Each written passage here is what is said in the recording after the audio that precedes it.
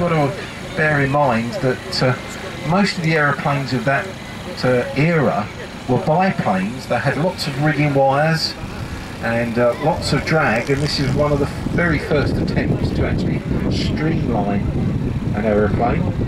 This one, as a model, you can see flies absolutely superbly. Handle as well, and going downwind there. David's using very popular Spectrum DX system here, and the full-size one was all aluminium, and this one's silk and sprayed. Silk and dope. In fact, I got that wrong. The original one did have some open areas, but I think they did actually use aluminium construction, which was quite revolutionary at the time. The fuselage cross-section is very triangular on this. They came up with this idea to try and cut the weight down, effectively getting rid of the bottom surface of the aeroplane. Full-size one never went into production, unfortunately. I don't know why. I think it flew successfully, but it was between the wars, and as I say, at the time biplane technology ruled virtually supremely. It wasn't until the 1930s that the monoplanes started coming in, and that was because of the Schneider Trophy.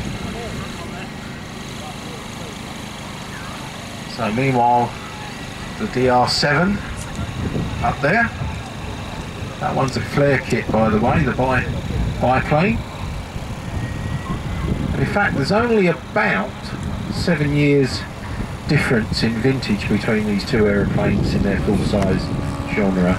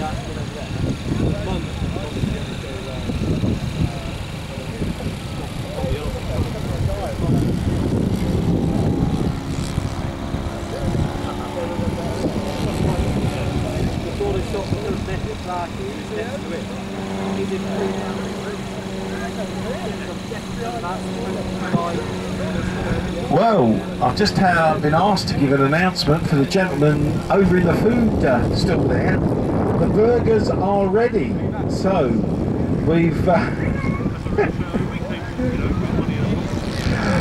we've got a superb range of food here today. We've got burgers and sausages and all sorts of things, so please visit the club tent in the middle of the flight line there. My colleague over there, give us a wave. They do absolutely superb food, so go give them a visit, and they are very reasonably priced this year, so it's well worth the thing. They don't intend ripping anybody off, so the burgers are actually excellent value for money.